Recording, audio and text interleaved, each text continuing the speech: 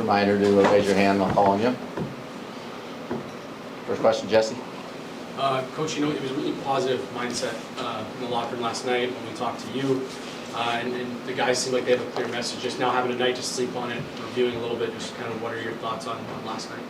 Yeah, they haven't changed from last night, really, honestly. I thought we played really hard, did a lot of good things, got to clean up a couple things defensively. Right here in the middle.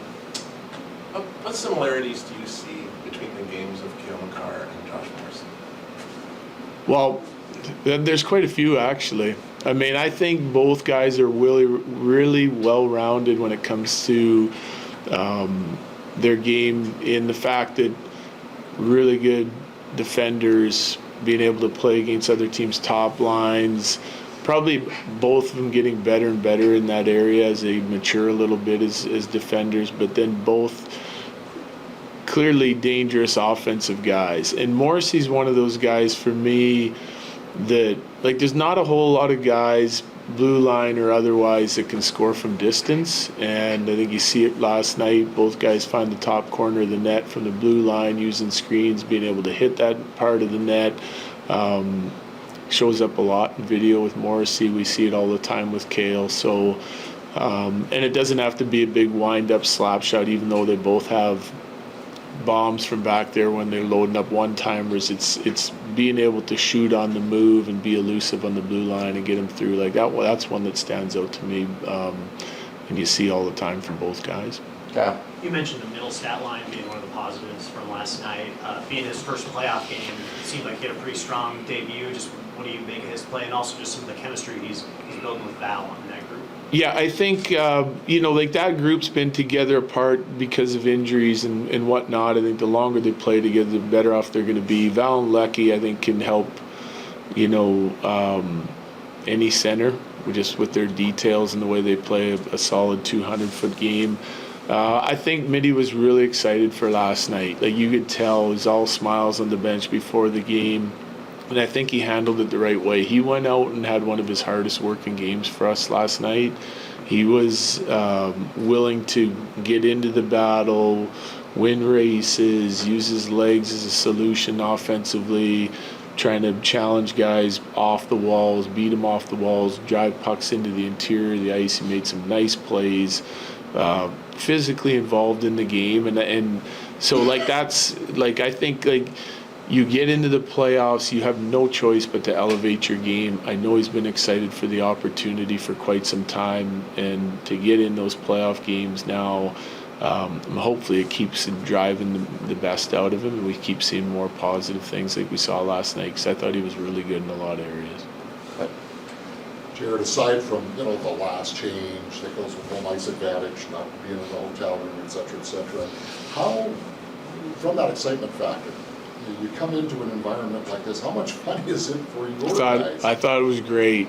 Like, we were laughing on the bench before the game because, the season can drag. I know you're still fighting for things at the end of the year, but you're really just, like, there's big points on the table that you're going after. You're trying to refine your game, but it's hard not to look forward to that, the start of playoffs. And, I love our crowd and the way they get excited for games back at home, but I haven't been in a playoff atmosphere here yet, and that's as good as it gets. It's a whiteout, the fans are chanting and going crazy, and you can feel the energy on the bench. Like, it gave me goosebumps as a coach, and I think the players were all feeling the same thing, and it just forces you to bring your best, and you get two teams that are, like, fully engaged, bringing their best. That's why watching playoff hockey in this type of atmosphere. We were also laughing after,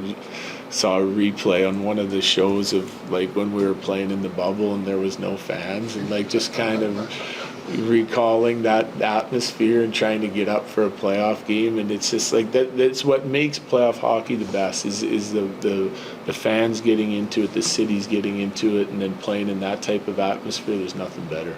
Evan. With no Drew, and a lot of times you would have put a Lecky or a Val on that top line, but you decided to keep the second line together. How much of that is just to keep the offense spread out, or is it just a matter of you prefer Parise out there right now? No, I mean, we have multiple reasons why. I don't necessarily want to get into all of them, but it has to do with their depth, you know, and Mac and Mikko's ability to create offense, and just like how they're running their matchups. You know, I'll let you dig into that however you want to. Megan and Ken. Do you have an update on Eustace Elliman's health and some guards ability? Yeah, Sam skated today. Things are still progressing. Definitely moving in the right direction. We'll see for tomorrow and what tomorrow brings. And Eustace is still sick.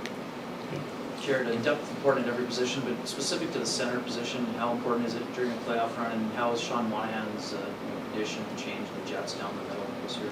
Well, I mean, it's all about depth and being able not just to have responsible players on both sides of the puck, but then also have guys that can contribute and chip in offensively, right? And you add Toffoli and you add Monahan, and it gives them a whole nother line of experienced guys that can play a solid two-way game and chip in, and it just makes them that much more difficult to deal with. No different than us adding Middlestead, Trennan, and guys like that. Yeah.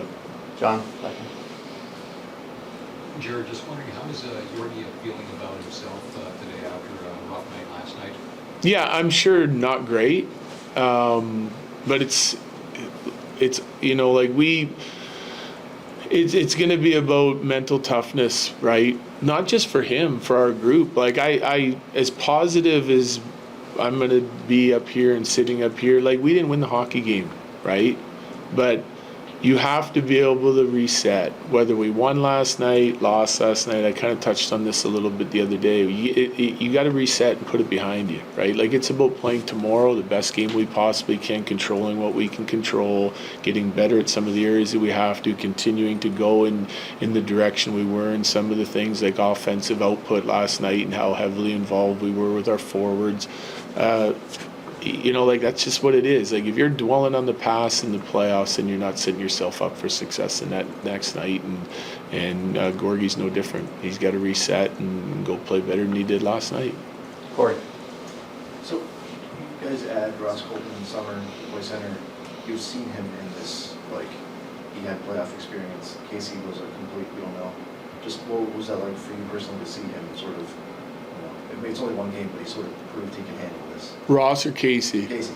Yeah, I think, listen, I was really pleased with both those guys. I touched on it last night, the Colton line. Like, I mean, without getting into like all the specific details, they're like watching the Colton line play last night. They played right to their identity. They were hard, competitive guys, which is what Wood and Colton bring. Kivy ran to fit right in on that line.